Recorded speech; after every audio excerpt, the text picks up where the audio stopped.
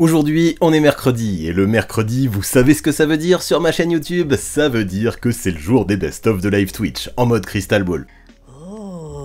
Et aujourd'hui, il est temps de reprendre une playlist traditionnelle qu'on fait tous les ans sur la chaîne, et que j'aime beaucoup, le classement en tiers, en échelon. C'est ainsi qu'avant de s'intéresser aux sophomores et à tous les autres joueurs, poste par poste, j'ai eu envie de me pencher sur les rookies pour commencer. Tous les critères, tout le concept, je vous l'explique juste après, alors on ne perd pas plus de temps, on y va! Qui sont les meilleurs rookies de ce début de saison en NBA?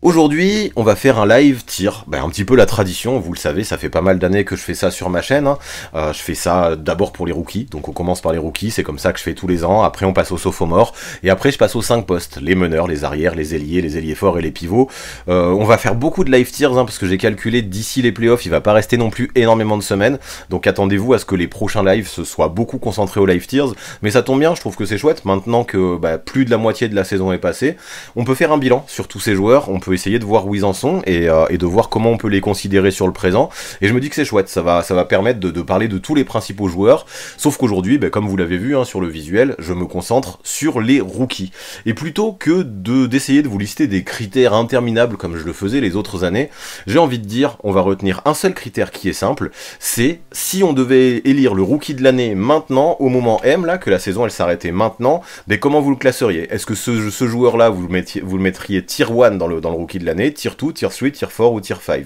C'est vous qui allez décider, sachant que le tier 1, c'est la crème, ce que j'ai mis, la crème de la crème, c'est le gratin des rookies. Le tier 2, c'est des cracks, c'est des joueurs qui sont très bons, mais qui peuvent pas non plus encore faire partie du gratin, donc des joueurs quand même qui sont excellents. Au tier 3, c'est des joueurs qui sont très bons, effectivement. Au tier 4, on va dire que c'est des joueurs qui sont bons, et au tier 5, des joueurs qui sont bof. Donc ça va nous permettre vraiment de les répartir, sachant effectivement qu'il n'y a pas non plus de joueurs complètement nuls. Effectivement, on parle déjà de joueurs qui sont en NBA, sachant en plus que j'ai déjà fait une sélection qui se base sur des critères concrets, parce que je n'ai pris que les rookies qui avaient au moins 20 matchs joués à leur compteur. Pour moi, c'était un échantillon minimum pour les évaluer. Un rookie qui a fait moins de 20 matchs, je trouve que c'est dur de l'évaluer de façon objective. Et pareil,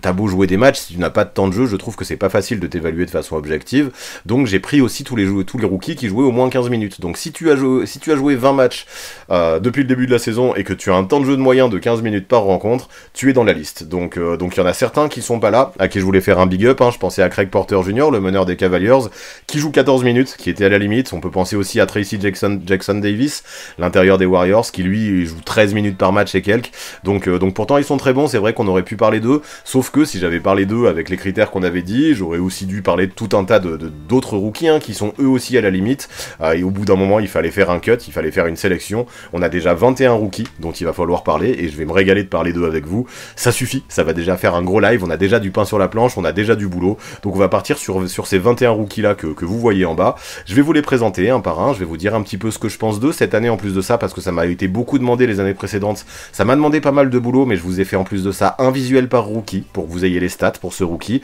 histoire de mieux voter encore et de mieux choisir son tir. Et puis voilà, nous on va y aller, on va commencer par Grady Dick, parce que je les ai classés par temps de jeu croissant, donc celui qui joue le moins parmi les sélectionnés c'est Grady Dick, celui qui joue le plus comme vous le voyez c'est Brandon Miller. On va tous les aborder du 1er au 21e, et à la fin on va avoir un tableau qui va être tout beau tout chaud, que vous aurez fait vous-même, et moi à chaque fois je vous dirai si je suis en accord ou pas avec les tiers que vous avez choisis. Voilà, un bon live tier comme on a l'habitude de faire, et qui est toujours aussi cool et que ça me motive à fond de faire avec vous. Donc je vous l'avais dit, le premier dont on va parler c'est Grady Dick, qui joue au poste d'arrière à Toronto, qui était drafté en numéro 13 cette année par les Raptors,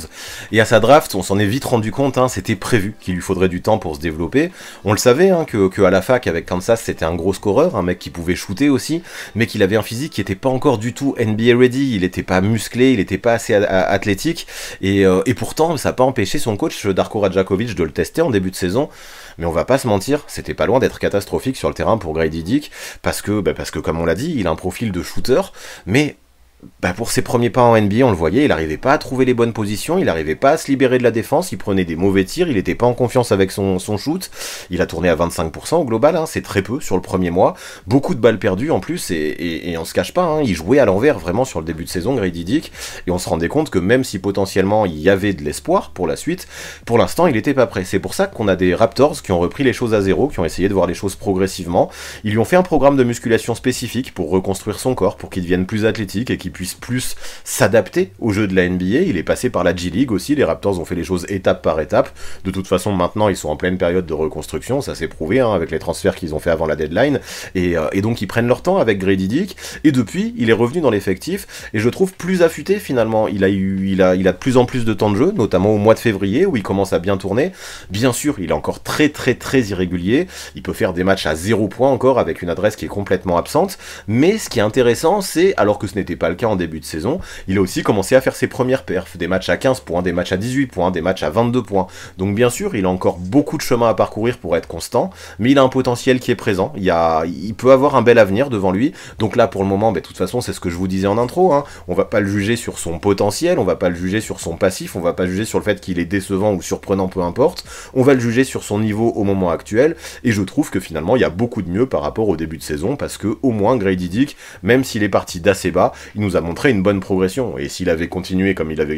avait commencé son début de saison, je pense qu'il aurait même pas été dans la liste. Donc bref, vous allez me dire à quel tir vous le classez, Grady Dick. Ne soyez pas trop généreux, sinon on n'aura personne au tier 5, ne soyez pas trop sévère non plus, je sais pas, essayez de faire ça de façon cohérente, en fonction du niveau que vous l'évaluez, hein. Vous voyez ses points, il tourne à un peu plus de 5 points par match en 15 minutes de jeu, avec des pourcentages de 40% au global, 92% au lancer franc, c'est propre, le reste on le voit, c'est quand même assez brouillon, mais il est sur la bonne voie, Grady Dick. Donc on balance le sondage, on va voir où est-ce que vous nous le classez. Eh bien, premier joueur pour aujourd'hui, Grady Dick, vous avez voté, vous êtes 76% à l'avoir mis au tier 5, et vous étiez 24% à le mettre au tier 4, donc c'est au tier 5 qui va, et je vous avoue que je vous rejoins, parce que effectivement, même si je suis plutôt optimiste pour la suite de sa carrière, c'est un joueur qui dépend pas mal de son shoot, et je pense qu'à terme, il mettra ses shoots de façon régulière. Pour l'instant, il nous en a pas assez montré, même si pour l'instant c'est prometteur ce qu'il montre en ce moment, sa progression est prometteuse aussi, j'attends qu'il nous en montre plus, vous l'avez mis au tier 5, je pense pour ces raisons, et là-dessus je vous rejoins, ça nous fait un premier joueur placé qui va nous servir de repère pour les autres, c'est pas mal comme ça. Maintenant, on parle de Nick Smith Jr., un arrière, lui aussi, qui joue à Charlotte, bon, qui tourne à 6 points par match, hein, comme vous le voyez, qui a une bonne adresse à 3 points, autour de 45%, qui est intéressante, hein, 40% au shoot, ça c'est pas génial, mais son 45% est plutôt intéressant, sachant que c'est un choix 27 de la part de Charlotte, donc il a été drafté à la fin du premier tour. Lui, son profil, au moment de sa draft, c'était vraiment le profil de 3&D, mais on savait qu'il était pas encore tout à fait prêt, lui aussi, et qu'il aurait besoin d'apprendre, lui aussi, hein, comme Grady Dick, je disais juste avant, il aurait besoin d'apprendre en NBA. Sauf qu'à Charlotte, avec finalement les soucis de blessure de LaMelo Ball qui a manqué pas mal de matchs, avec le départ de Terry Rozier aussi qui a été fait il y a pas longtemps, il s'est retrouvé avec quelques minutes et finalement, alors qu'on se disait qu'il lui faudrait du temps à Nick Smith Jr., il a appris sur le tas et on s'est rendu compte que il avait des qualités. C'est un joueur qui peut prendre feu en peu de temps, c'est un gros shooter qui peut être capable de grosses séries aussi. On se rappelle tous de son match à 17 points dans le 4e quart-temps face aux Nuggets. Le problème c'est que ça c'était un coup de chaud qui était complètement exceptionnel, mais rappelez-vous, dans ce match il finit à 19 points. Donc ça veut dire que sur les 3 autres cartons, il n'avait mis que 2 points. C'est un joueur donc qui peut prendre feu sur certaines phases, mais qui a du mal à garder la même constance sur un seul et même match. Par contre, quand il prend feu, comme c'était le cas sur ce 4e carton face aux Nuggets, où il finit à 5 sur 6 à 3 points, et il me semble dans ce carton, c'est assez exceptionnel, ouais, ça peut être un vrai pétard ambulant, Nick Smith Jr., et je pense qu'à terme, s'il trouve de la constance dans son jeu au sein d'un seul et même match, et même d'un match après l'autre, il pourra avoir ce rôle de dynamiteur dans une équipe NBA. Pour l'instant, il n'est pas encore prêt pour ça. S'il a du temps de jeu, c'est surtout parce qu'il est à Charlotte, il a du mal à enchaîner les bonnes perfs aussi, n'empêche qu'il peut faire déjà une bonne perf de temps en temps s'il prend un coup de chaud. C'est surtout un shooter de loin, pour le moment, mais il a aussi une bonne présence en défense. Après, voilà, pour l'instant, il a pas encore non plus tout à fait le D de 3&D pour moi, il a encore pas mal de naïveté, il manque encore d'expérience, ça se voit dans ses placements, n'empêche qu'il a une vraie volonté, il a de vrais outils aussi, une bonne envergure, et tout ça, finalement, dans cette équipe de Charlotte qui ne joue pas grand chose cette saison, ça lui permet d'avoir un minimum de temps de jeu et d'apprendre contre, donc c'est prometteur pour le futur, mais pour l'instant, ça me semble encore un petit peu faible pour viser trop haut dans les tiers, et on va voir où est-ce que vous le placez, Nick Smith Jr. Et voilà pour Nick Smith Jr, sans surprise aussi, hein, c'est 88% d'entre vous, vous le mettez au tier 5, à côté de Grady Dick, l'échelon où je l'aurais mis aussi, parce que même s'il a montré de bonnes choses, et que son potentiel peut être intéressant pour la suite, pour l'instant, s'il joue, c'est surtout parce qu'il est dans le contexte de Charlotte. Comme je disais, il est pas NBA ready, et comme vous l'avez dit dans le chat, c'est super intéressant, c'est vrai que j'avais omis de le dire quand je l'ai présenté, mais il a été beaucoup blessé pour sa saison universitaire, ça ne l'a pas aidé à arriver à NBA ready, donc voilà, il a besoin de prendre de l'expérience, de la maturité, d'apprendre au fur et à mesure, mais pour l'instant, il est trop brut, je pense, trop raw pour viser au-dessus du tier 5, donc je vous rejoins encore sur cet échelon numéro 5 pour Nick Smith Jr. Maintenant, on part sur Marcus Sasser, meneur, qui joue à Détroit et qui tourne quasiment à 8 points par match et qui a des gros pourcentages. C'est ça qui est très appréciable avec lui. Un choix 25 qui n'était pas attendu forcément si bon, hein, je trouve, et qui shoot de façon si propre, finalement. 46% au global, 42% à 3 points. J'aime bien, et c'est aussi un mec qui fait 3 passes décisives par match et qui fait beaucoup de choses à la main du côté des Pistons. Pour moi, c'est une très bonne surprise. Marcus Sasser, c'est un meneur qui a peur de rien, qui prend de gros shoots, hein, qui a pas peur de défier les big men aussi et de leur envoyer des flotteurs dans la raquette, et qui peut même déjà être clutch, il l'a montré à certaines reprises, et c'est déjà pas mal, déjà, pour un rookie qui a été drafté en fin de premier tour. C'est un joueur qui joue avec beaucoup d'envie, je trouve, avec beaucoup de confiance aussi, et comme je disais, qui a une adresse à 3 points incroyable, parce qu'en ce moment, j'ai l'impression que, au niveau de la confiance, il est sur un nuage, il prend des shoots durs en plus, et il en rentre une bonne partie, c'est assez fort, et je trouve que sa présence, alors que c'était pas attendu, ça fait du bien d'avoir une bonne surprise dans cette saison qui est si triste du côté des Pistons. Maintenant, il a beau manquer de taille, il a beau être petit, peu importe, c'est vrai qu'il a pas les meilleurs outils du monde pour être agressif en défense, mais c'est pas grave parce que globalement, quand il est sur le terrain,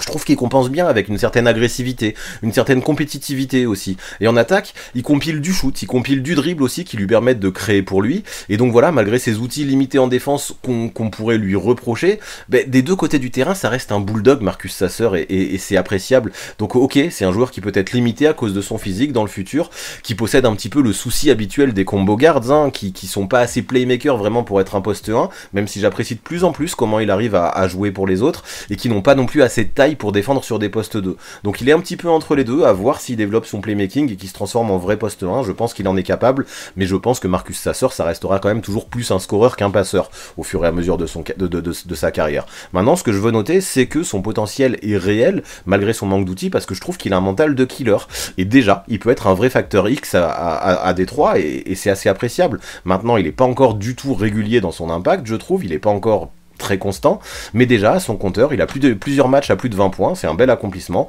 et en plus de ça, là au mois de février, il est en train de faire quelque chose de bien. On l'avait un peu moins vu au mois de janvier, et là il est en train de se relancer fort au mois de février sur les stats, et voilà, je trouve qu'il faut le noter, parce que Marcus Sasser, pour être honnête, je ne l'attendais pas si haut, et c'est une très bonne surprise. On va pas prendre ça en compte, parce que je vous le disais, on va pas noter mieux un joueur qui nous surprend agréablement, on essaye de voir qui est le meilleur rookie à l'heure actuelle, en tout cas de les classer, n'empêche que il faut le dire, Marcus Sasser m'a surpris agréablement depuis le début de cette saison. Ok, pour Marcus Sasser, ça part au tir fort pour 65% d'entre vous, 17% l'avaient mis au tier 5, bon on a des fans de Marcus Sasser qui l'ont mis au tier 1, ça on va pas trop en prendre compte, mais ouais, globalement Marcus Sasser c'est au tir fort, et je suis aussi assez d'accord avec ça. Pour moi il a besoin, il est meilleur que les deux autres, sans parler de la très bonne surprise, je trouve que comparé aux deux autres, il a l'avantage d'avoir une vraie efficacité, une vraie propreté. Maintenant, il a le mental aussi. Tir fort c'est bien, et je pense qu'il peut presque titiller le tir 3. Je l'aurais mis au tir fort aussi, on verra qui à la fin il y a dans le tir fort avec lui, mais il peut peut-être même faire partie des meilleurs du tir fort, je pense, parce que cette grosse mentalité me plaît bien. Ce qui l'empêche peut-être de viser plus haut, c'est son manque de constance et ses outils physiques, mais voilà, je valide ce tir fort, mais j'ai envie de dire que c'est quand même un bon tir fort pour Marcus Sasser. La suite avec Cam Whitmore, un ailier de Houston qui tourne quasiment à 12 points par match maintenant, quasiment 4 rebonds, et avec des bons pourcentages lui aussi, 48% au tir et 40% à 3 points. Cam Whitmore, il a été choisi par Houston avec le choix 20, et en début de saison, on parlait très peu de lui, tout simplement parce qu'il n'avait pas de temps de jeu, et là, ce qu'on voit, c'est que depuis qu'il commence à avoir quelques opportunités, on peut observer chez Cam Whitmore une espèce d'énorme montée en puissance, on peut observer limite des progrès, j'allais dire de match en match, peut-être pas, mais pas loin, au moins des progrès de semaine en semaine. parce que c'est ça, il était très peu utilisé par Ime Udoka au mois de novembre. Il est passé par la G-League à ce moment-là, il a tout pété là-bas, il a tourné à 26 points par match, et puis dès qu'il est revenu et dès qu'il a été responsabilisé, il a montré qu'il pouvait jouer juste, être efficace et apporter déjà pas mal de choses à cette équipe de Houston qui en plus de ça essaye d'être compétitif cette saison. Donc là, en février, il passe plus de 20 minutes sur le parquet. Sur ce mois de février aussi, maintenant, il tourne à 16 points par match avec des pourcentages qui ne cessent de s'améliorer. On se rappelle, hein, dans toutes les mocks, jusqu'à quelques jours avant la draft, tout le monde le prévoyait dans le top 5, voire dans le top 10. Finalement, il est descendu le jour de la draft, hein, jusqu'à ce choix 20, et Houston n'attendait que ça, parce que c'était une des cibles prioritaires de Houston. Houston ne pensait pas pouvoir avoir la chance de l'avoir avec le choix 20, et ils l'ont pris, et je pense qu'ils ne regrettent pas, surtout que Whitmore, ok, c'est un scoreur qui est efficace, mais c'est pas que ça, c'est quand même un joueur qui peut faire beaucoup de choses sur un terrain qui est très complet, qui est déjà bien tanké, qui lui a un physique NBA ready, qui joue physique, qui peut prendre des rebonds et qui peut même défendre quand il en a envie, parce que c'est un super athlète. Dans la rotation d'Ime Udoka, j'ai envie de préciser en plus qu'il a un rôle qui est de plus en plus stable, il montre des progrès très intéressants ces derniers temps, et même si encore une fois on va pas le juger à son potentiel, je pense qu'en continuant à ce rythme, Cam Whitmore, il pourrait pourquoi pas viser une des All Rookie Team en fin de saison. Il en est peut-être pas encore là, il va falloir qu'il coche encore des cases et qu'il continue à progresser à ce rythme, mais vraiment j'ai l'impression que sa courbe est tellement positive en ce moment qu'il peut vraiment nous surprendre en fin de saison. En tout cas, là, ce qu'il nous montre jusque là, c'est déjà très positif. Il y aura peut-être besoin qu'il y ait des confirmations pour qu'on s'assure de certaines choses, mais j'apprécie ce que Cam Whitmore a pu montrer dès qu'il a eu un petit peu de temps de jeu. Ok, pour Cam Whitmore, encore une fois, il n'y a pas trop de débat entre vous, et encore une fois, je suis d'accord avec vous, on va pas en faire des tonnes, mais vous êtes 82% à le mettre au tier 3, et c'est vrai que ce qu'il montre depuis janvier-février aurait pu peut-être le faire envisager un tier 2, mais pour l'instant c'est pas encore assez confirmé, il a besoin de le montrer plus sur la durée, qu'il peut continuer à ce niveau-là. Je veux qu'il continue aussi à montrer qu'il peut être un joueur polyvalent et pas qu'un scoreur, je veux qu'il continue à être efficace aussi, qu'il n'ait pas de chute et que ce soit pas trop les montagnes russes pour la suite avant de trop m'enflammer. Donc pour l'instant je trouve que tier 3 c'est très cohérent, ce serait bizarre, hein, là on serait d'accord du début à la fin, mais pour l'instant on est pas mal les gars. Maintenant, on passe à Diop Reese, le pivot originaire du Soudan qui a migré en Australie et qui aujourd'hui joue à Portland, qui n'a pas été drafté, qui avait un two-way contract en début de saison et qui vient justement de signer un contrat garanti parce qu'il a bien répondu aux attentes du côté de Portland et peut-être qu'on n'en attendait pas autant de sa part. Et regardez pourtant, en 17 minutes, un peu plus, il tourne à pas loin de 9,4 rebonds avec 47% au global, 38% à 3 points. C'est pas mal ce qui montre Diop Reese. Et comme je disais, c'est une surprise. Il a bien profité du manque de rotation intérieure du côté de Portland, avec la blessure de Robert Williams, avec DeAndre Ayton qui a manqué aussi quelques matchs et qui était peut-être pas à la hauteur des attentes du côté de Portland. Et voilà, on voyait dans cette équipe, ça manquait peut-être d'un pivot backup sans Robert Williams, et Diop Reese a réussi à prendre sa place, en tout cas en s'en sortant plutôt bien. Maintenant, il faut se rendre compte que c'est quand même un rookie qui a déjà 27 ans. C'est difficile, je pense, d'imaginer une grosse progression de sa part à partir de maintenant en NBA. Mais peu importe, dans cette équipe de Portland qui a peu d'ambition pour cette saison, à part reconstruire, je trouve qu'il fait ce qu'on lui demande dans un rôle de backup. Il a même pu connaître quelques titularisations en plus, tellement il faisait le job qu'on lui demandait et tellement il convainc John C. Billups.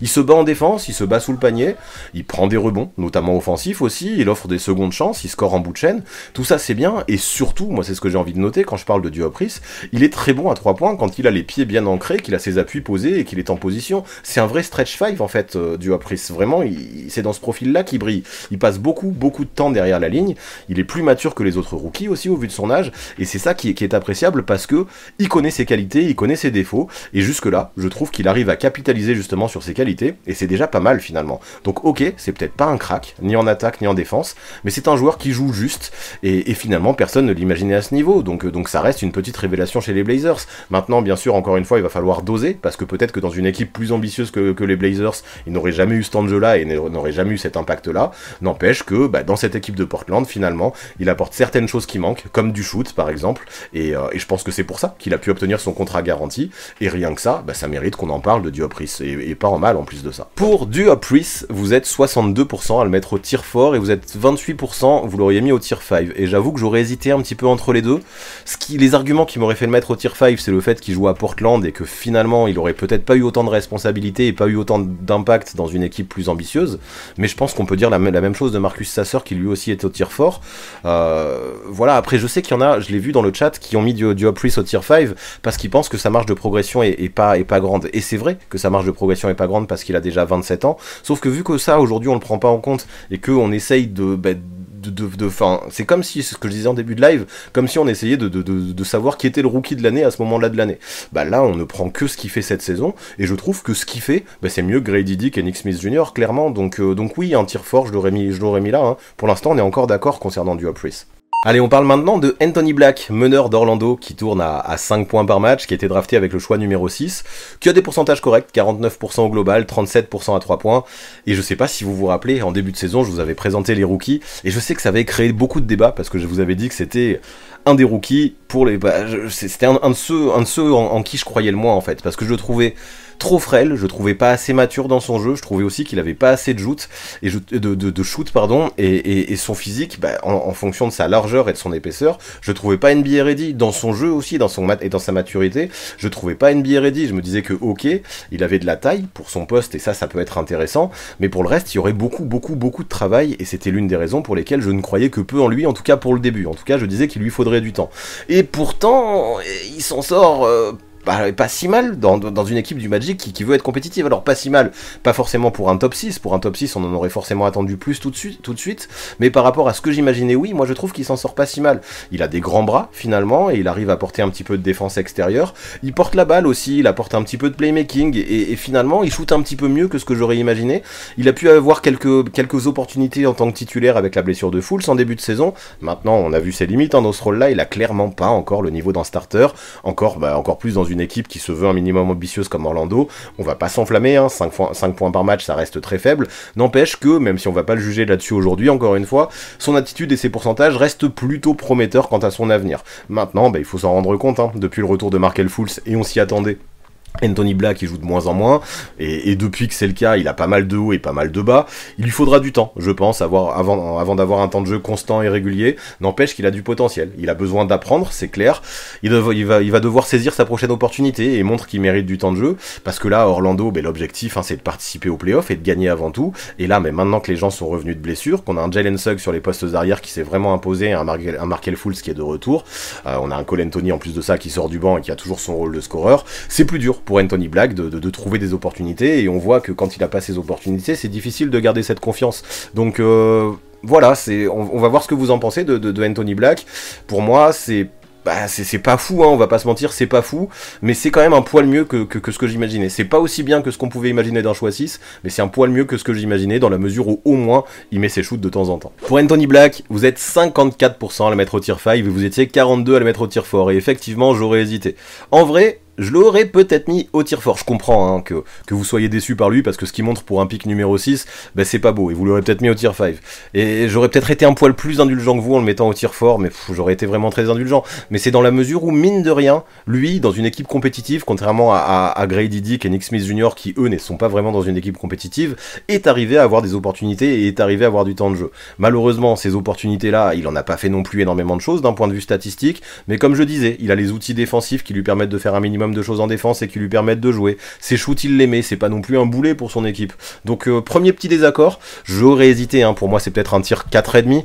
mais Anthony Black j'aurais peut-être mis au tir fort par rapport à vous. Et vu qu'on vient parler de Anthony Black, c'est le moment de vous parler du sponsor du jour, hein, du live et même du best-of qui va sortir sur YouTube mercredi, qui est TheBet, vous avez l'habitude, et donc c'est l'occasion de vous donner mes pronostics avec TheBet. Et comme vous le voyez, je l'ai mis en bas à droite, je pense que pour une cote de 2,1, ça peut être super intéressant de miser sur Orlando, qui remporterait la division Southeast. Parce que on le voit, hein, et même selon les cotes de TheBet, actuellement, l'équipe favorite pour remporter la division Southeast, c'est Miami, sauf que, à côté de Miami, on a une équipe du Magic qui a le même bilan, et une équipe de Miami qui en ce moment connaît pas mal de blessures, qui a essayé de ramener du monde, hein, sur le marché des buyouts. Là dernièrement ils ont fait venir Delon Wright pour compenser notamment la blessure de Terry Rozier, sauf que on le sait, hein, cette équipe de Miami elle est quand même assez âgée, je pense qu'elle va tout miser sur les playoffs. Cette fin de saison à mon avis on va essayer de reposer au maximum les cadres, notamment Jimmy Butler, Bam Adebayo, et essayer de voir ce que ça peut donner. Donc j'imagine un petit peu de load management sur cette équipe de Miami, quand dans cette équipe d'Orlando où on a plein de jeunes qui eux sont infatignables infatigables, même s'ils peuvent connaître aussi des hauts et des bas et qui seront moins réguliers, ils vont être morts de faim sur la fin de la saison, et je pense clairement que Orlando, en fin de saison, peut finir devant Miami, et peut gagner ce marathon, justement, grâce à cette envie, et grâce à cette jeunesse de ces joueurs qui sont morts de faim pour accrocher les playoffs. Quand à Miami, on se dit, les playoffs, nous, on sait comment les accrocher, on va se concentrer pour les playoffs, je pense, ouais, que cette équipe de Orlando, pour une cote de 2,1 qui me semble super intéressante, qui peut vous permettre de doubler votre mise, peut remporter cette division South-East. Donc si ça vous dit de miser des choses comme ça et de vous amuser avec des choses pareilles, je vous invite à aller sur The Bet. Là-bas, vous pourrez doubler votre premier pari, qui soit gagnant ou perdant, en plus en rentrant le code 6e homme au moment de votre inscription. Et puis voilà, vous pourrez miser ce que vous voulez, que ce soit Orlando qui remporterait la division South-East comme mes conseils, ou pas. Quoi qu'il en soit, bien sûr, vous connaissez les paris sportifs, ça peut être quelque chose de très addictif, donc il faut jouer de façon très responsable, de façon très mature, et ça j'y tiens. C'est bien la raison pour laquelle c'est interdit aux moins de 18 ans, et ça aussi c'est essentiel. Et même quand on a plus de 18 ans, il faut être très précautionneux et ne miser que l'argent qu'on peut se permettre de perdre. Et si on veut gagner de la thune, je le répète à chaque fois, mais c'est important, le mieux et le plus sûr, évidemment, c'est pas de faire des paris sportifs, c'est de trouver un boulot. Maintenant, si vous êtes conscient de tout ça, et que vous voulez miser le Magic qui remporterait la division Southeast pour doubler votre mise, voire même un peu plus, je pense que ça peut valoir le coup, parce que la cote est intéressante. Et moi, dans ce cas-là, avant qu'on continue ce live, j'ai plus qu'à vous souhaiter une très bonne chance sur The Bet. Et maintenant, après ce petit interlude, on va parler d'Amen Thompson, un arrière qui à la base était meneur, et finalement à Houston, on s'est rendu compte qu'il pouvait être aussi bien utilisé au poste 2 et au poste 3. Il a été drafté avec le choix 4, et jusque-là, il tourne à des stats plutôt complètes, comme vous le voyez, plus de 7 points, plus de 5 rebonds, des passes décisives, des interceptions, quelques contres, et un pourcentage global de 51% qui est pas mal. Bon, son adresse à 3 points, on en parlera plus tard, ça c'est plutôt catastrophique, mais ça on le savait. En tout cas, Amen Thompson, on le voit, c'est un athlète super complet, un athlète incroyable. Enfin, il est complet parce que il coche toutes les lignes de stats, mais surtout, il a de la dynamite dans les jambes, c'est impressionnant. Il a des qualités athlétiques de fou malade, et c'est ça aussi qui lui permet d'avoir un gros volume, je trouve, sur le terrain, et de remplir toutes les colonnes statistiques. Et même en défense, ça se voit, parce que comme on l'a dit, il fait aussi des contres et des interceptions. Il a juste un physique qui lui permet de tout faire, Amen Thompson. Enfin, tout faire, comme on l'a dit, à part shooter à 3 points, parce que shooter à 15% à 3 points, c'est assez catastrophique. Sauf que ça, on le savait que c'était sa grosse faiblesse au moment de sa draft, et quand il est arrivé en NBA, ça s'est vraiment confirmé. Par contre, pour le reste, mis à part le shoot de loin, je trouve que c'est très intéressant ce qu'on voit. Ok, le shoot à 3 points c'est essentiel pour un joueur extérieur, n'empêche que s'il prend peu de shoot à 3 points comme le fait Amen Thompson, c'est pas si handicapant d'avoir cette adresse un petit peu pourrie, et si en plus de ça t'arrives à compenser dans tous les autres secteurs du jeu, c'est bien, et c'est ce que je me dis en attendant. Ok, il met pas ses shoots de loin, mais on l'a vu, il peut faire des matchs à 13 points, 5 passes décisives et 5 interceptions à 80% au tir, ça il l'a fait il y a pas longtemps. Il a obtenu quelques titularisations aussi au mois de février, et il continue, même en tant que titulaire, à dominer face à des joueurs bien plus vieux grâce à ses qualités athlétiques, et on le voit, depuis le mois de février, je trouve que les stats qu'il fait, elles sont assez démentes. Il tourne clairement en double-double point rebond depuis le début du mois. Il a fait des matchs à 19-12, des matchs à 15-14, des matchs à 13 points, 13 rebonds, et on le voit, c'est avec cette espèce de dimension physique et de ce volume de jeu qu'il est au fur et à mesure de monter en puissance dans cette équipe de Houston, qui en plus, elle aussi, se montre ambitieuse. Après, globalement, bien sûr, c'est un joueur qui encore manque de maturité, qui est encore très brouillon, qui est encore naïf, qui a besoin de prendre de l'expérience. N'empêche qu'en termes d'outils, les qualités qu'il a sont impressionnantes, et je trouve que cette mentalité aussi qu'il a de se battre sur tous les ballons et d'avoir une activité très impressionnante sur le terrain, font que quand tu mixes ça avec ses qualités athlétiques, c'est déjà un joueur spécial, et on le voit, franchement, Amen Thompson fait partie de ce groupe de jeunes de Houston, et encore une fois, je trouve que ces Rockets sont bien draftés, et ils peuvent plutôt être fiers de leur jeunesse jusque-là. Ok, pour Amen Thompson, pour 52% d'entre vous, ça part au tir fort, et vous étiez 41% à le mettre au tier 3. Et encore un petit désaccord, encore une fois, peut-être que je suis moins sévère que vous aujourd'hui, mais personnellement je l'aurais mis au tier 3 à Amen Thompson, parce que, à part son manque d'adresse à 3 points, et bien sûr son manque de naïveté, mais comme 80% des rookies, voire plus, j'ai pas grand chose à lui reprocher. Je trouve qu'il est au moins au même niveau que Cam Whitmore, avec une trajectoire qui ressemble aussi, une montée en puissance progressive chez les jeunes à Houston, et non, ouais, clairement, je vous trouve très sévère avec Amen Thompson. Je comprends les hésitations, mais vu qu'en plus de ça, il performe comme comme ça dans une équipe qui est compétitive, ouais, je trouve ça sévère. Je l'aurais clairement mis au tier 3, je pense, Amen Thompson. Évoquons maintenant Gigi Jackson, ailier fort de Memphis, qui a été drafté au 2e tour avec le choix 45, et qui pourtant tourne à des stats qui sont assez impressionnantes, parce qu'il tourne à plus de 11 points par match en moins de 20 minutes de temps de jeu, et quelques rebonds. Bon, après, il fait pas trop de passes, mais ça reste un gros scoreur, mine de rien, Gigi Jackson, et de toute façon, pour un ailier fort, les passes, c'est pas non plus la première statistique qu'on va regarder. Lui, il a commencé en NBA très jeune, il a fait ses premiers matchs, il avait encore 18 ans, il vient juste d'avoir ses 19 ans, là, au mois de décembre, et au final, je trouve que sa progression, c'est une très bonne surprise.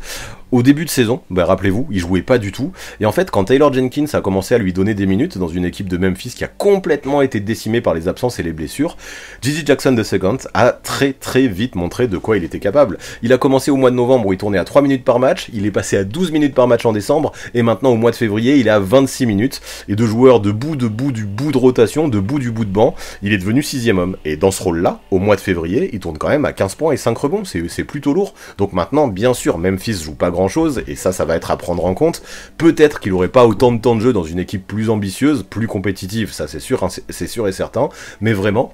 pour un choix 45 de draft, même si ça encore c'est pas à prendre en compte aujourd'hui, je trouve que c'est une grosse satisfaction, et son match à 27 points à Chicago a montré à pas mal de monde de quoi il était capable,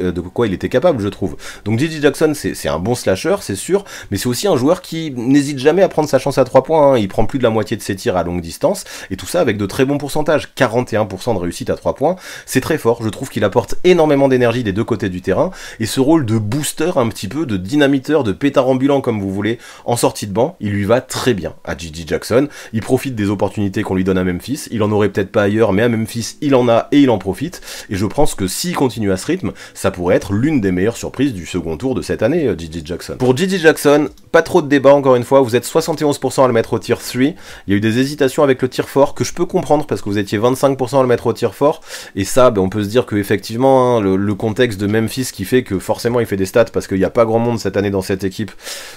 ça booste un petit peu forcément tous ces chiffres, et ça peut fausser un petit peu sa ligne statistique, mais peu importe, je l'aurais mis au tier 3 aussi. Ça me pique de le mettre au-dessus d'Amen Thompson, moi je l'aurais quand même mis à la même ligne, mais ok, ça me va. Gigi Jackson, enfin sans parler d'Amen Thompson, si j'avais aussi mis Amen Thompson au tier 3, j'aurais mis aussi Gigi Jackson au tier 3, mais Gigi Jackson, moi j'aurais eu plus d'hésitation à le mettre au 4 que ce que j'en aurais eu avec Amen Thompson. Mais allez, let's go, Gigi Jackson tier 3, ça c'est validé. La suite avec Jordan Hawkins, un arrière qui joue à la Nouvelle-Orléans, qui tourne à quasiment 10 points par match en une vingtaine de minutes, 40% au tir dont 38% à 3 points. Ces 40% au tir peuvent paraître assez décevants ou assez mauvais, mais en fait pas tant que ça, quand on sait que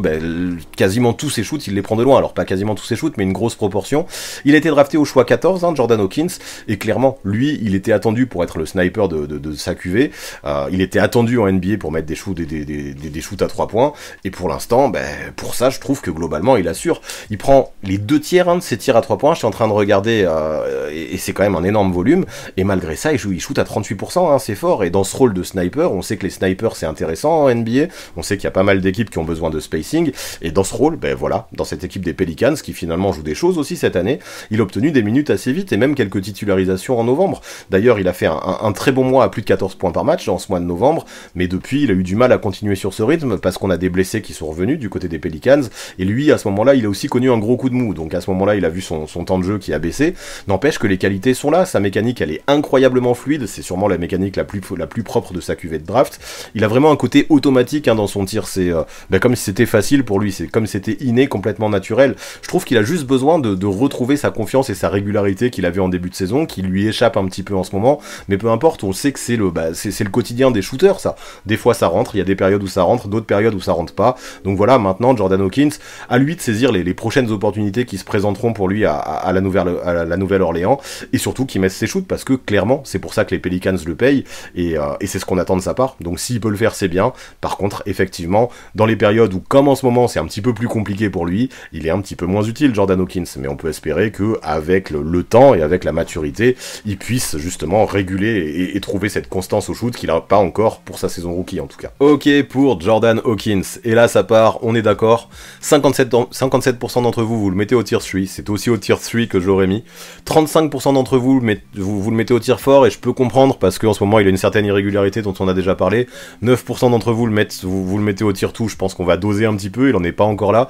Pour l'instant c'est juste un shooter unidimensionnel qui n'a pas encore cette régularité, même s'il a les pourcentages qui sont là, je trouve qu'il connaît un peu une saison montagne russe, même s'il a fait des gros cartons au scoring, un Gary Ray à 34 points, quelques matchs à plus de 25-30 points, tout ça c'est fort. Voilà pourquoi, pour moi, il mérite d'être au tier 3, mais il a besoin de plus de régularité pour viser plus haut. Mais voilà, pas besoin d'en faire plus, Jordan Hawkins à l'échelon 3, on est d'accord. Maintenant, on parle de Cason Wallace, qui est un poste 1, poste 2, qui joue au OKC, plutôt un poste 1 à la base, qui tourne à 7 points par match, à 50% au tir et 41% à 3 points, c'est propre, il a été drafté au choix numéro 10, mais ce que j'ai envie de préciser avec Cason Wallace, c'est que ses stats, elles sont plutôt correctes, mais elles sont surtout peu significatives, parce que Cason Wallace, avant tout, avant d'être un joueur de stats, c'est un spécialiste de la défense, et ça c'est des choses qui n'apparaissent pas forcément dans les chiffres, et surtout que 0,4 interceptions, 0,1 contre, c'est pas des chiffres qui donnent l'impression que c'est un bon défenseur. Comme quoi, la défense, c'est quelque chose qui se juge au-delà des contres et des interceptions, qui ne sont juste des indicateurs. Mais bref, déjà, ce qu'on peut noter, en plus de la défense, c'est que ses pourcentages sont très bons, et ça, c'est appréciable. Il prend plus de la moitié de ses tirs à 3 points, et il tourne à plus de, non pas à plus de 40%, mais à presque 40% derrière la ligne. Et donc, il a déjà le vrai profil de 3&D, et vraiment, je trouve que le plus épatant, quand on le regarde jouer, c'est cette énergie, c'est cette envie qu'il donne en défense. Il donne tout, c'est vraiment une peste, pour mettre la pression sur le porteur de balle.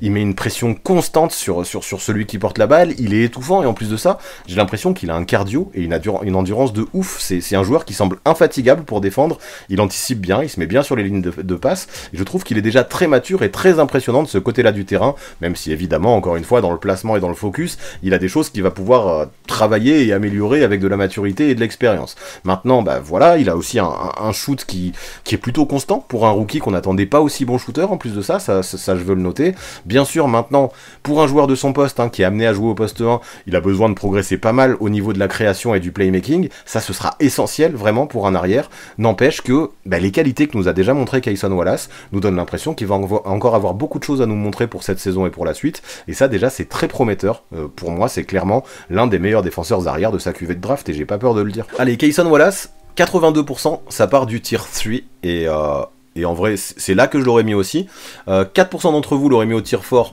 Pour moi, non, ça mérite vraiment du tier 3. Et en vrai, je comprends presque les 14% qu'il aurait mis au tier 2. Moi, j'aurais mis au tier 3. N'empêche que avoir un rôle comme il a actuellement dans la rotation d'une équipe si compétitive, qui joue les premiers rôles de sa conférence, et qui peut être si performant en défense, et qui en plus met ses shoots, ok, c'est pas encore un playmaker, c'est pas encore un créateur. N'empêche que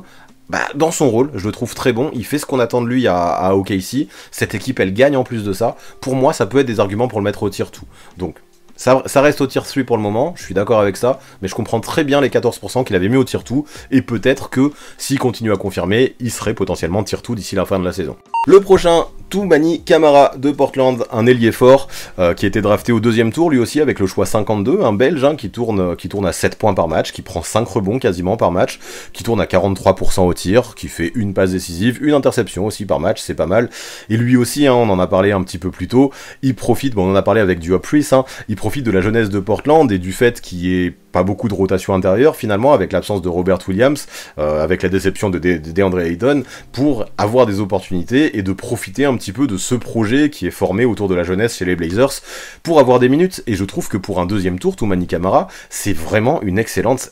surprise. Pour être honnête, au moment de sa draft, je savais pas trop ce qu'il valait. On m'a demandé si je pensais qu'il pourrait briller à Portland. Je me disais que j'allais voir, mais j'en savais rien, et je me disais il était drafté au 2e choix, donc pas sûr. Et finalement, je trouve qu'il a des minutes, plus de 23 par match, et il en fait bon usage. Donc non, ça se voit pas forcément statistiquement, mais sur le terrain, c'est pas mal. Alors ok, il semble toujours un peu brut, un peu raw, mais c'est appréciable, je trouve, de voir que depuis le début de la saison, il arrive quand même à maintenir un certain niveau plancher. Donc ok, il a besoin d'apprendre encore, ça se voit, mais dans le comportement, je trouve que sur le terrain, alors qu'en début de saison, je le trouvais assez indiscipliné, aujourd'hui, il paraît de plus en plus serein. Je trouve qu'il a une bonne attitude un peu. En fait, il en fait pas trop, il prend ce qu'on lui donne, et je trouve qu'il fait fait tous les efforts pour essayer d'en tirer profit, tout en essayant de rester propre et efficace, et c'est déjà pas mal. C'est un joueur qui se bat au rebond, qui se bat en défense, qui est agressif vers le cercle aussi, et je trouve qu'il fait le max de ce qu'il peut faire avec ses capacités, et c'est déjà appréciable. Bien sûr, il aurait peut-être pas autant d'opportunités dans une équipe qui tournerait mieux et qui serait plus ambitieuse que celle des Blazers. Il a besoin de travailler encore pas mal de choses, pas mal d'aspects,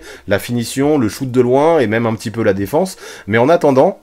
de voir s'il progresse dans ces domaines, avec son envie, avec ses qualités athlétiques aussi qui sont plutôt bonnes et qui lui permettent de briller au rebond et d'être assez efficace dans le domaine, il arrive à avoir des minutes à Portland. Alors même si, ok, c'est pas forcément l'équipe dans laquelle c'est la plus difficile d'avoir des minutes, Portland, c'est déjà notable, et pour un deuxième choix, chapeau à Toumani Camara. Ok pour Toumani Camara, et là encore, nous sommes d'accord, ça part au tir fort, vous êtes 69% à le mettre au tir fort, et je vous rejoins là-dessus. Il y a eu des votes un petit peu à tous les étages, mais clairement, c'est le tir fort qui domine avec ses 69%, et je vous rejoins là-dessus, il a besoin de se montrer encore plus agressif, de prendre confiance en lui offensivement. Défensivement, il montre déjà des très bonnes choses avec ses outils, il montre que c'est un défenseur déjà très polyvalent qui peut switcher, même sur des extérieurs, et qui est assez solide pour défendre sur des intérieurs. Maintenant, je trouve assez naïf encore, ça se voit qu'il a besoin de prendre de la maturité et de l'expérience, n'empêche que c'est prometteur pour la suite. Maintenant, effectivement, c'est difficile de le mettre plus haut que le tir fort, parce qu'il est dans cette équipe de Portland qui lui permet de stater et d'avoir des minutes, mais c'est déjà bien, tir fort pour un joueur qui a été drafté avec le choix 52, je trouve.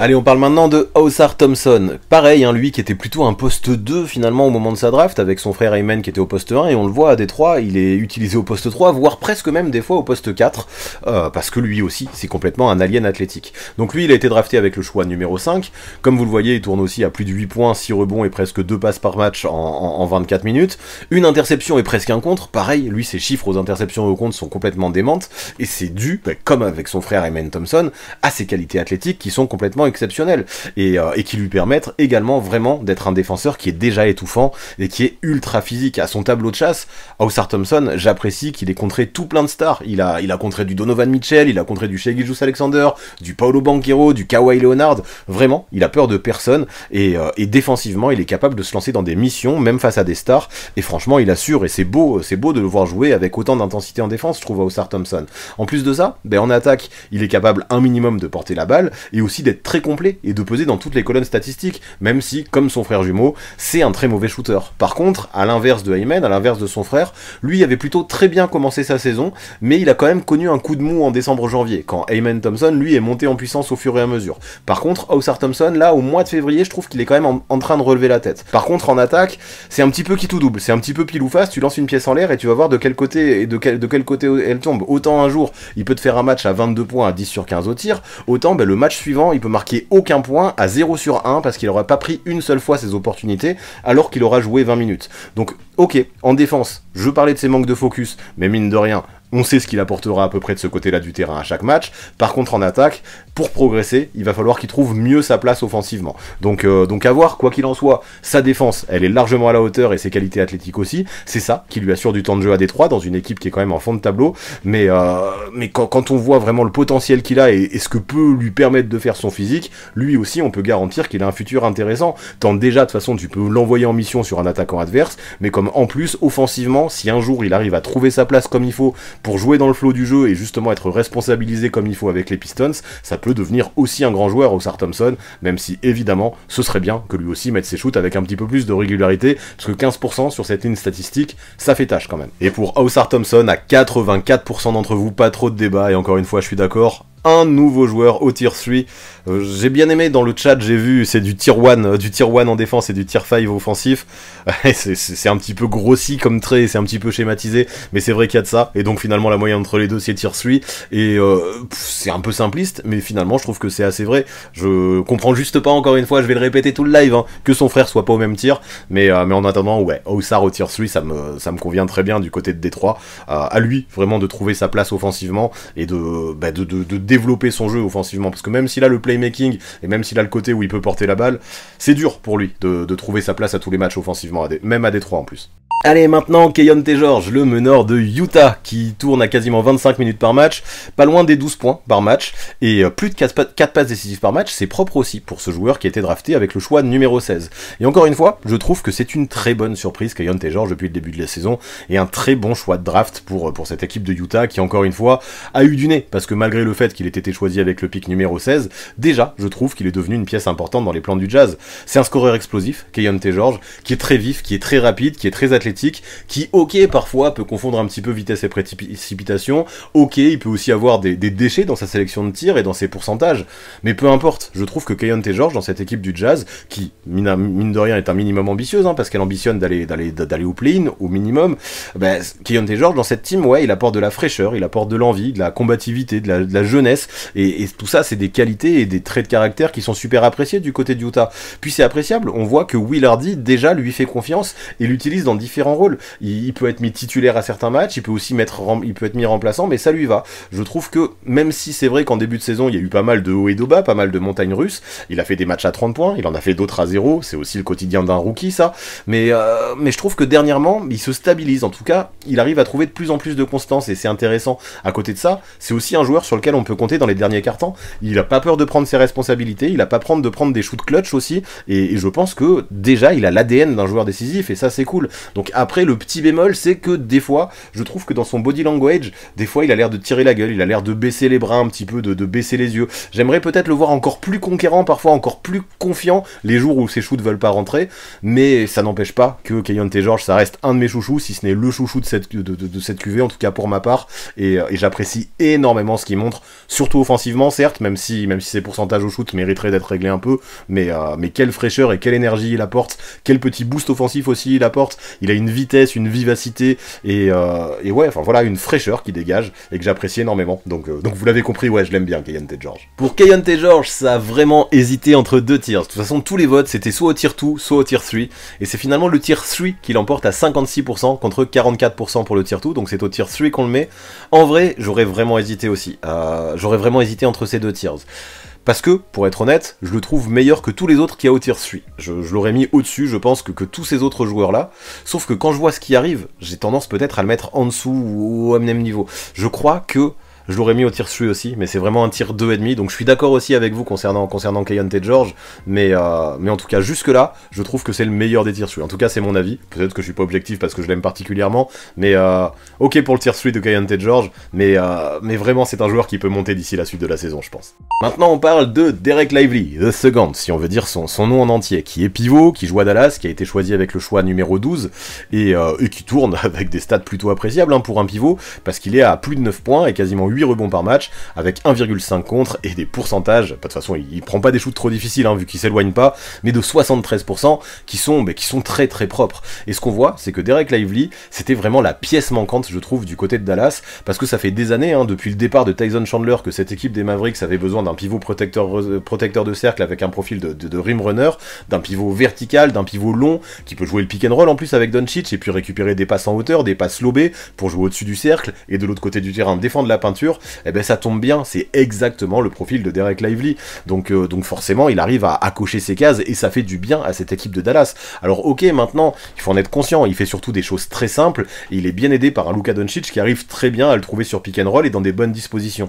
Sauf que ces choses simples, ben il les fait bien, autant en attaque qu'en défense. Donc ok, peut-être qu'au fur et à mesure de sa carrière, il va se développer, et il va être amené à faire des choses plus compliquées. Pour le moment, ben, est-ce qu'on va lui reprocher de faire ces choses simples? J'ai pas envie, dans la mesure où il les fait bien, et il est efficace là-dedans. Par contre, c'est bien qu'il y ait Daniel Gafford qui soit arrivé derrière lui, pour justement apporter un petit peu plus de sérénité, et apporter aussi autre chose les jours où Dereck Lively ben, va manquer d'expérience, de maturité, et les jours où il va pas y être. Et c'est normal qu'il y ait des jours comme ça, vu qu'on parle d'un rookie. Maintenant, ben, il faut se rendre compte que très très vite, c'est un joueur qui a été plongé dans le grand bain, vu qu'il a été propulsé en tant que titulaire dès le début dans une équipe ambitieuse, alors que pourtant, c'est un joueur aussi qui a quand même besoin d'apprendre parce qu'il manque d'expérience. Donc, Je trouve qu'avec l'arrivée de Gafford, c'est bien, ça va le soulager aussi. Les deux vont se relayer à la perfection. Ça va permettre aussi à l'équipe de ne pas faiblir en défense quand Lively ira sur le banc, comme ça a été le cas pendant une grande partie du début de la saison. Mais ce que je retiens concernant ce joueur quand même, c'est qu'il vient juste de fêter ses 20 ans la semaine dernière, et déjà, pour moi en tout cas, c'est l'un des éléments les plus importants, je dis pas les meilleurs, hein, mais les plus importants dans le dispositif de Jason Kidd, derrière Luka Doncic et Kyrie Irving. Et rien que ça, pour moi, ça mérite d'avoir une certaine valeur quand on va le classer dans le tableau juste après. Ok pour Dereck Lively, et je crois, attention, grosse annonce, que nous avons notre premier joueur au tier 2, et puis à une grande majorité aussi, hein, parce que vous êtes 87% à l'avoir mis au tier 2, contre 13% au tier 3, et perso, bah pareil, je l'aurais mis également au tier 2, je trouve qu'avec son profil, il est tombé dans la bonne équipe, au bon endroit, au bon moment, il apporte ce qu'il faut quand il faut, une équipe qui avait ces besoins-là, et ça il le fait bien, donc peut-être qu'il manque encore de maturité, d'expérience pour qu'on le mette encore plus haut, mais au vu des responsabilités qu'il a déjà à Dallas et de l'importance qu'il a dans le dispositif, et même des stats qu'il fait, hein, même si je ne veux pas le juger que pour les stats, ouais, un tier 2 pour Dereck Lively, c'est clairement mérité à mon sens. Allez, on parle de Brandin Podziemski maintenant, un arrière qui joue à Golden State, hein, vous le savez, qui tourne à un petit peu plus de 26 points par match, un peu plus de 26 minutes par match, qui tourne quasiment à 10 points par match, quasiment 6 rebonds, quasiment 4 passes, quelques interceptions aussi, des pourcentages plutôt propres, et pour un joueur qui a été drafté au 19e choix, je trouve que c'est une ligne de stats qui est quand même sacrément prometteuse. En vrai, Brandin Podziemski, c'est une des rares satisfactions de cette saison très compliquée chez les Warriors. C'est un joueur qui est déjà très polyvalent, qui peut jouer poste 1, poste 2, voire même poste 3 si besoin, qui joue, je trouve, avec une maturité et une propreté qui sont très impressionnantes pour son âge, pas pour le mien, parce que pour le mien ce serait pas du tout impressionnant. Et ce que j'aime, c'est que déjà il joue avec une vraie intelligence, un vrai QI basket. C'est un joueur qui sélectionne très bien ses shoots, qui en plus de ça a un gros culot, qui n'hésite pas à aller défier des défenseurs plus grands si besoin, et qui en plus a un super toucher. Il arrive à mettre des tirs très difficiles même quand ils sont bien défendus. Et en plus de ça, c'est aussi un joueur qui peut organiser le jeu, qui est suffisamment athlétique pour aller au dunk, pour jouer la contre-attaque, et que je trouve vraiment très polyvalent. Il va fêter seulement ses 21 ans ce mois-ci, et déjà je trouve que c'est un joueur très en avance. C'est pas le plus jeune des rookies, mais mentalement, dans sa tête, je le trouve d'une maturité qui est impressionnante. Il comprend bien le jeu, il provoque beaucoup de passages en force aussi, et en plus de ça, je trouve qu'il est en train de trouver une vraie régularité. Lui qui est en train vraiment de gagner la confiance de Steve Kerr, vu que dernièrement, on l'a vu, il a pris la place de Klay Thompson dans le 5 de départ, et c'est pas rien, quand même, de prendre la place dans une équipe légendaire comme Golden State, d'un joueur légendaire comme Klay Thompson, je trouve. Donc ouais, c'est un joueur qui est complet, qui est vif, qui est agressif aussi, qui est skillé, qui est culotté, qui est intelligent, qui est confiant. Dans certains côtés, moi, il me rappelle, dans l'intelligence de jeu aussi, il me rappelle Manu Ginobili. C'est marrant, hein, c'est pas trop le même physique, mais dans la vista un peu, je trouve qu'il y a des points communs entre les deux joueurs. Et ce que je vois, c'est que là, Brandin Podziemski, il a toutes les caractéristiques à la fois physiques et même mentales pour se faire une bonne carrière en NBA. Et quand on voit que déjà, justement, il a réussi à se faire une place chez les Warriors et même à se faire respecter parmi les vétérans dans une équipe si expérimentée, ça montre que ouais, Podziemski, qui est titulaire aujourd'hui, je le rappelle, à Golden State, c'est quand même quelqu'un. Et s'il continue à apprendre comme ça, avec des joueurs en plus de lui, des vrais meneurs de jeu comme Stephen Curry et Chris Paul qui peuvent jouer le rôle de mentor, à terme, je pense qu'il peut vraiment, déjà qu'il possède le profil de futur floor général, il a les conditions pour vraiment le devenir, et je pense que ouais, il a vraiment pas mal de signaux au vert pour se construire un avenir radieux en NBA, Brandin Podziemski. Allez, Brandon Podziemski, pas trop d'hésitation non plus, vous êtes 69% à l'avoir mis au tier 2, quelques-uns vous l'avez mis au tier 3, quelques-uns au tier 4, mais non, pour moi c'est tier 2, hein, effectivement. Titulaire à Golden State, il montre que des bonnes choses, super intelligent sur le parquet, un vrai rôle qu'il assume, et qu'il a pas peur d'assumer en plus ce costume, un costume qui aurait pu paraître trop grand pour beaucoup de rookies, et que Podziemski enfile parfaitement, je trouve, donc pas encore assez agressif et pas un profil encore de superstar pour viser le tier 1, mais je trouve que le tier 2 lui va parfaitement pour l'instant à Brandin Podziemski. On va parler de Bilal Coulibaly maintenant, le français ailier qui joue à Washington, drafté avec le pick numéro 7, et qui tourne à plus de 8 points, 4 rebonds, un peu moins de 2 passes, presque une interception et presque un compte par match, en quasiment 27 minutes de temps de jeu, à 44% au tir et 36% à 3 points. Et on s'en rappelle, hein, Bilal, on a sa hype qui a explosé pendant les playoffs de Betclic Elite l'année dernière en fait, quelques semaines avant la draft, mais avant ça, genre 2-3 mois avant la draft, personne n'imaginait qu'il pourrait être drafté si haut, personne n'imaginait qu'il pourrait être choisi avec le choix numéro 7. Et pourtant, cette saison, je trouve qu'à Washington, ils prouvent aux Wizards qu'ils ont eu raison de le drafter aussi haut, et ils ont eu raison de miser sur lui. Ce qu'on voit, c'est cette équipe de Washington, elle est très moche à voir jouer, elle est complètement déséquilibrée autour de Jordan Poole et de Kyle Kuzma, qui sont pas vraiment des leaders, mais Bilal il s'en fout en fait, parce qu'il joue au basket comme il sait le faire, et il le fait bien, des deux côtés du terrain en plus de ça. Si bien que, avant la deadline, on s'en rappelle, les rumeurs disaient que du côté de Washington, c'était le seul joueur qui était intransférable dans l'équipe, et rien que ça a du sens. Et en plus, ça en a encore plus, je trouve, pour un joueur qui, quelques mois avant sa draft, était quand même si peu attendu. Maintenant, là, ce qu'on voit, c'est que depuis cette époque-là, et même depuis qu'il est pro, j'ai l'impression, Koulibaly, il passe toutes les étapes, les unes après les autres, et en plus de ça, à la vitesse de la lumière. Il les passe à une vitesse folle, il progresse à une vitesse folle. Ça, il l'a fait en Betclic Elite, on s'est dit en NBA, il va peut-être plafonner, mais non, il continue à progresser, et c'est fort. Comme si, en fait, rien n'était inatteignable pour lui. Tous les défis, jusque-là, il les relève, et sûrement encore mieux que ce qu'on aurait pu l'imaginer en plus de ça. Il affiche toujours la même mentalité, match après match, surtout dans une équipe où le contexte est si difficile, je trouve ça propre. C'est un joueur qui se fixe aucune limite, qui, comme on l'a dit, apprend vite, et qui en défense est super étouffant. Il est hyper long, il a des bras qui sont immenses, c'est une vraie pieuvre. Il peut déjà limite défendre à tous les postes avec beaucoup d'intensité, et on l'a vu plusieurs fois, il est carrément capable de rendre fou un porteur de balle, il arrive à le suivre jusqu'au bout du monde, et ça c'est fort. Maintenant, en attaque, il faut s'en rendre compte, il est encore assez brut, il a encore des choses sur lesquelles il doit travailler. Il brille avant tout sur transition, c'est là qu'il met la plupart de ses points. Il utilise super bien ses qualités athlétiques aussi pour scorer. Par contre, c'est appréciable de voir que ses shoots, globalement, il les met. Et en tout cas, de plus en plus, ça reste propre, même si pour progresser, je pense qu'il peut encore progresser sur son tir extérieur, et qu'il a aussi du travail à faire dans la création pour lui. Mais à côté de ça, c'est déjà un role player qui est assez impressionnant, qui a toutes les... qui lui aussi a plein de signaux au vert pour se construire une vraie carrière en NBA, et voilà, voir qu'il sait déjà tout faire sur un terrain de basket, et que même dans une équipe, dans un contexte si compliqué que Washington, il le fait aussi, bah ça montre que son avenir est potentiellement très intéressant à lui aussi. Ok, pour Bilal Koulibaly, pas trop d'hésitation, ça part au tir tout là encore, vous êtes 61% à l'y mettre.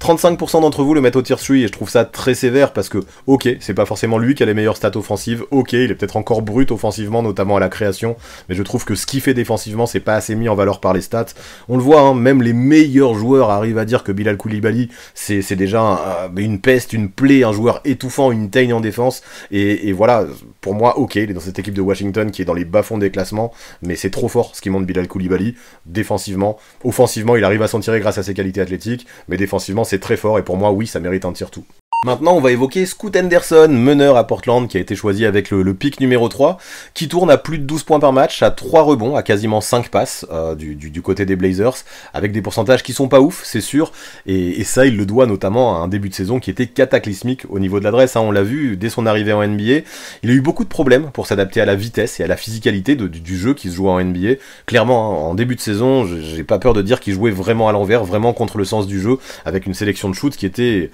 suspecte si je suis poli, et catastrophique si je suis un petit peu plus réaliste. Et forcément, son début de carrière à Scoot, il a été compliqué, en tout cas bien en dessous de ce qu'on pouvait imaginer, parce que vraiment je croyais en lui. Mais ensuite, on l'a vu, il a manqué quelques matchs, et peu à peu, après qu'il ait manqué ses matchs, à son retour, je trouve qu'il arrive à montrer pourquoi Portland l'a choisi avec le pick numéro 3. Il a quand même de super qualités de scoreur, c'est un mec qui est athlétique aussi, hein, au vu de sa taille, qui est très très très agressif vers le cercle aussi, et ça c'est plaisant, et même si toujours il est irrégulier, hein, et qu'on sait pas un match après l'autre ce qu'il va faire, comme beaucoup de rookies, on l'a déjà dit, il a déjà à son compteur des matchs à plus de 25 ou 30 points. Donc lui aussi, il apprend, lui aussi, il est en train d'apprendre à maîtriser ce rythme de la NBA, sauf que peu à peu, j'ai envie de le noter, son rôle, il le trouve de mieux en mieux, il a un apport qui est de plus en plus constant, il a un potentiel qui est très présent, même si je le répéterai jamais assez, on va pas le juger là-dessus aujourd'hui, il va progresser au fur et à mesure qu'il va prendre de l'XP et de la maturité, et ça se voit, sa progression déjà depuis sa draft est bien, et je trouve que le niveau qu'il a actuellement commence vraiment à être très intéressant, même si effectivement, il va falloir qu'il se discipline un petit peu plus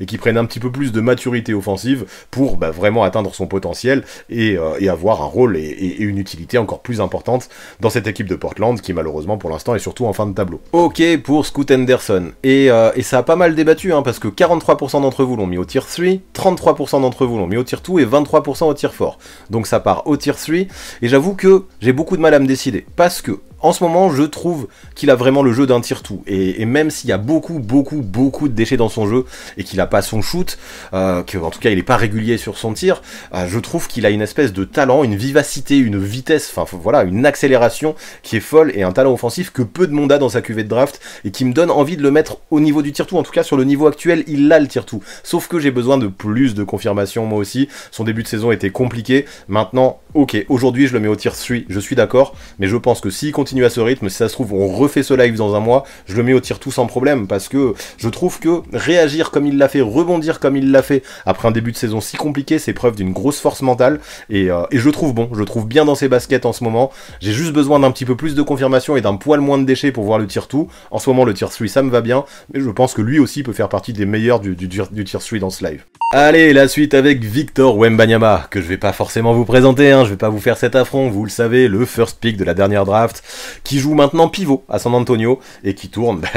déjà en double-double, à plus de 20 points et 10 rebonds, et qui est aussi le meilleur contreur de la NBA, avec des pourcentages qui n'étaient pas ouf en début de saison, qui sont toujours pas ouf non plus aujourd'hui, mais qui ne cessent d'augmenter, et ça reste plutôt correct, quasiment 47% au global, et 32% à 3 points pour un intérieur. Donc ouais, on enchaîne encore avec un autre Français après Bilal, qui pour l'instant répond largement aux attentes, je trouve limite. J'ai l'impression que si on osait dire qu'il allait être si bon que ce qu'il est actuellement avant sa draft, à l'époque on se faisait traiter limite de fou ou de chauvin, et pourtant c'est réel, il dépasse les attentes, enfin il est au moins à la hauteur des attentes qu'on avait, et voire il les dépasse. Et puis en plus de ça, il y a des gens qui avaient des doutes sur sa santé et son physique, mais sa santé et son physique, ils sont là. Clairement, moi j'ai l'impression que là on est en train d'assister à l'une des saisons rookie les plus polyvalentes de l'histoire, avec un réel impact des deux côtés du terrain, qui est assez impressionnant. Je dis pas que c'est la saison rookie la plus polyvalente de l'histoire, mais clairement ça mérite d'y être réfléchi, parce qu'en termes de polyvalence, Victor il est hallucinant, il sait tout faire, il peut partir en coast to coast, il peut balancer des step back, et avec sa longueur ça amplifie tout, ça rend ça encore plus indéfendable, comme si pour lui, un shoot contesté en fait ça n'existait pas, tous ses shoots ils sont libres, tellement personne ne peut aller le gêner sur ses tirs, donc ouais, en plus de ça, il est en forme au fur et à mesure de l'année, même si certains parlaient de rookie wall, mais moi je trouve qu'il continue à progresser, il comprend mieux le jeu, il comprend mieux le rythme, il comprend mieux le basket de Popovic, il comprend mieux les placements, et surtout il a un énorme QI basket et déjà une vraie expérience. On le voit, Victor Wembanyama, il apprend très très très vite, et ça c'est une de ses grosses qualités. Et puis voilà, maintenant on va parler de sa défense, et ça on s'en rend compte, peu à peu il devient un monstre. Si cette équipe de San Antonio n'était pas si mauvaise dans le domaine, je pense qu'il serait déjà parmi les candidats pour le défenseur de l'année. Vraiment, je crois que dans le domaine il peut devenir une sorte d'alien jamais vu, ou pas loin d'être jamais vu en NBA. C'est un énorme contreur, je le dis, c'est déjà le meilleur contreur de la NBA alors qu'il est rookie, c'est quand même complètement monstrueux. Et puis en plus de ça, je trouve, je vais peut-être me faire des ennemis, mais je trouve que même sur des extérieurs, il défend mieux sur des arrières que d'autres extérieurs, c'est complètement fou. En vrai, là je trouve qu'il aura juste fallu une demi-saison à Wemby pour prouver sa valeur, et je sais pas quoi dire de plus. Il est de plus en plus constant, au poste 5 il brille de plus en plus, ses pourcentages augmentent, ses stats sont de plus en plus folles, maintenant il fait même des triples-doubles avec les contres, et tout ça en plus de ça avec un temps de jeu moyen qui est inférieur à 30 minutes, et sans vrai meneur de jeu en plus pour le mettre en valeur. Donc bon, c'est quand même dingue. Allez, si on fait la fine bouche, on peut lui demander quelques progrès sur sa sélection de shoot, sur certains mid-range ou certains tirs à 3 points qui sont pas nécessaires, mais là aussi il y a du progrès, et de moins en moins j'ai envie de lui reprocher ça. Et en plus de ça, vu le jeu qui est très stéréotypé des Spurs, avec beaucoup de joueurs qui prennent beaucoup de shoot aussi en première intention, comme Devin Vassell et Keldon Johnson, on va pas lui reprocher ça à Victor, qui shoot quand il a les ballons, parce que globalement il en fait des choses très bien de ses ballons, et ouais, jusque là, je le trouve hallucinant Victor, c'est tout ce que j'ai à dire. Bon, même si on a eu quelques trolls, parce qu'on a 8% d'entre vous qui l'ont mis au tier 5, tout le reste, 92%, vous l'avez mis au tier 1, donc on doit avoir quelques haters de Victor, j'arrive pas trop à comprendre pourquoi, mais bon, plus on est bon et plus on a de haters, donc ça doit être le cas pour Victor. Évidemment que c'est un tier 1, comme 92% d'entre vous, je le mets aussi ici, pour moi, pas besoin d'en faire plus, pas vraiment de débat à avoir, parmi les rookies 2023-2024, bien sûr, évidemment que Wemby c'est un tier 1. Allez, on enchaîne, il nous en reste plus que 3, et maintenant on va parler de Jaime Raquez Jr., ailier, qui joue à Miami et qui a été choisi avec le pick 18, et qui cette saison, en un peu moins de 30 minutes par match, déjà un gros temps de jeu pour lui, tourne à quasiment 13 points, quasiment 4 rebonds, un peu plus de 2 passes, quelques interceptions aussi, et des pourcentages globalement qui sont très bons, même si à 3 points 32% c'est correct sans plus, ça reste propre. Et j'ai envie de dire que si dans cette cuvée de draft on doit retenir qu'un seul style, vraiment, au premier tour en tout cas,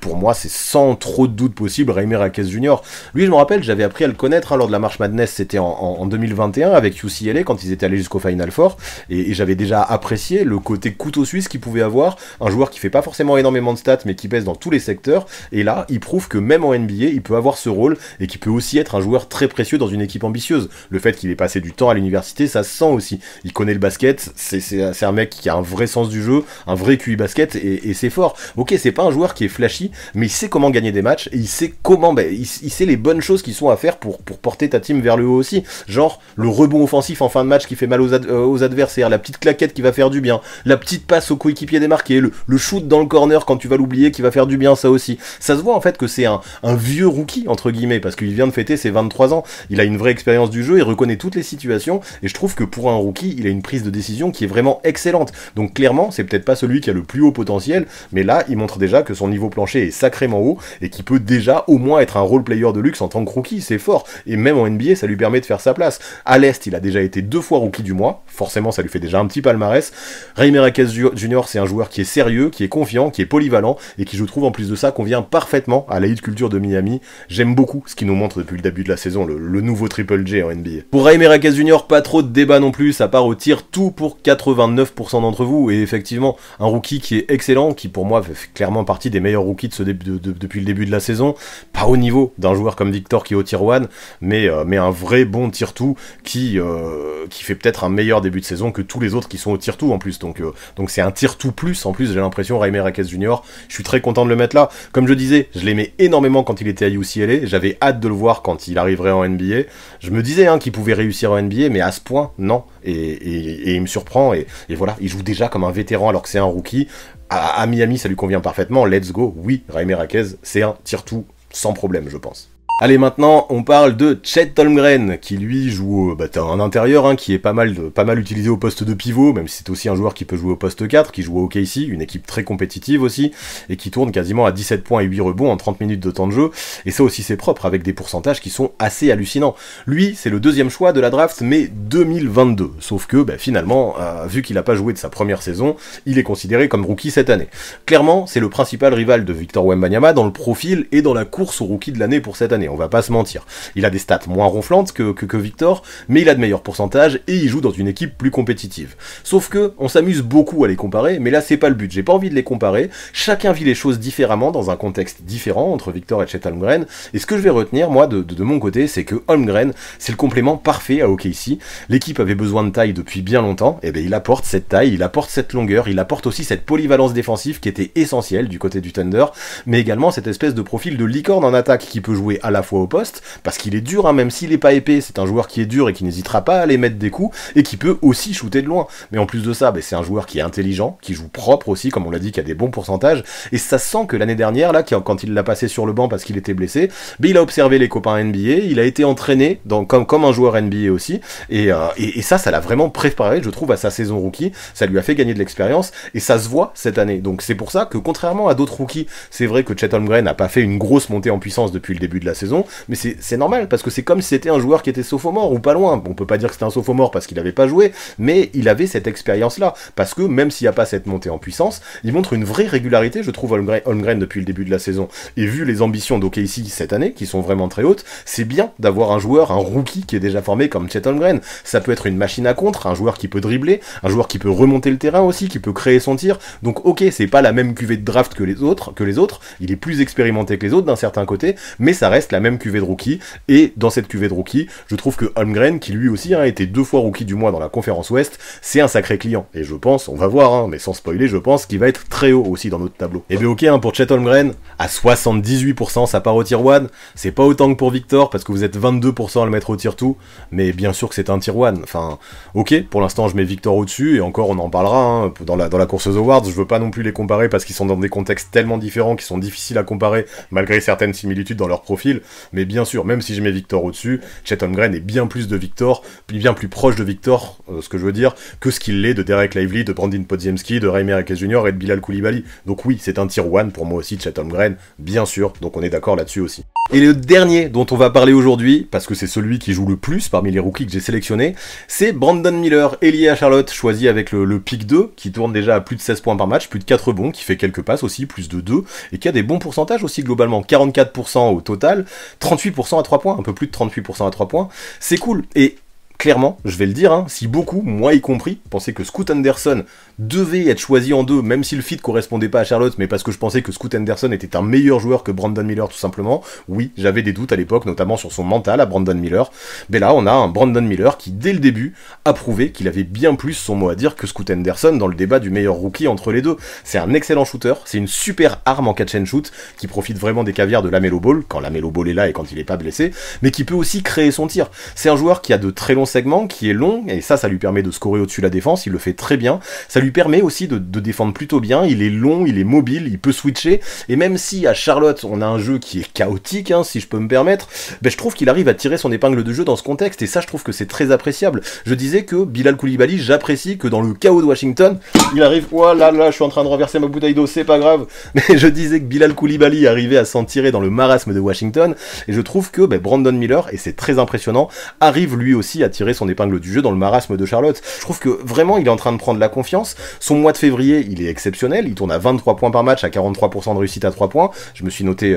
les stats un petit peu, il a pu enchaîner 3 matchs de suite à plus de 28 points dernièrement, c'est un spécialiste du shoot de loin, il devient aussi un scoreur aux 3 niveaux qui est impressionnant, on parle peu de lui c'est sûr parce que Charlotte on les regarde peu jouer, et puis de toute façon je comprends, hein, Charlotte ils sont pas beaux à voir jouer, n'empêche que je trouve que Brandon Miller, il est en train de nous faire une sacrée saison, ça commence déjà à parler de lui comme un futur Paul George ou un futur Jason Tatum, j'irai pas encore jusque là, mais je peux comprendre les similitudes et je peux comprendre les espoirs qu'on peut avoir en Brandon Miller pour qu'il devienne un tel joueur. Vraiment, je trouve que dans cette saison compliquée chez les Hornets, il donne de l'espoir, et rien que pour ça, pour moi, ça mérite de le mettre un petit peu en valeur, Brandon Miller. Ok, pour Brandon Miller, encore une fois, ça a été très serré, des votes à 2 échelons, le tier 1 et le tier 2, et c'est le tier 1 qui l'emporte à 56% contre 44%. Je comprends, moi aussi, j'aurais pu hésiter, mais je l'aurais mis au tier 1 aussi. Je trouve que ce qu'il montre en ce moment est trop fort, il a montré... Déjà, il a bien commencé sa saison, et ça, je trouve que c'est important, comparé à d'autres, mais en plus de ça, il est en train de progresser et de devenir meilleur. Alors bien sûr, je le mets derrière, enfin, je pense que je les classe dans cet ordre-là, hein, les joueurs du tier 1. Je le mets derrière Victor et Chet Holmgren,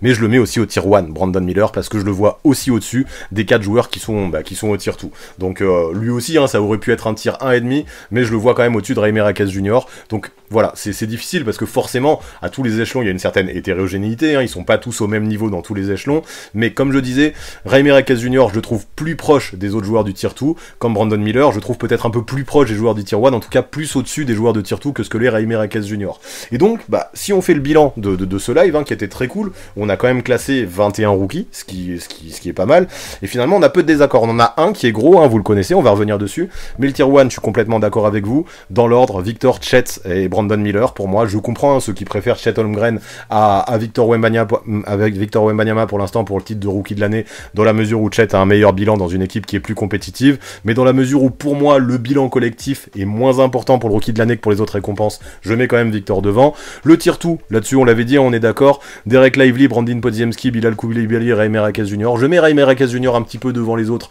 mais ça me va très bien aussi ce tier 2. Dans le tier 3, on a du Cam Whitmore, du J.J. Jackson, on a du Jordan Hawkins, du Kayson Wallace, du Ausar Thompson, du Keyonte George et du Scoot Henderson. Ça aussi, hein, je vous l'ai dit, ça me convient parfaitement. Par contre, personnellement, Amen, vu ce qu'il fait,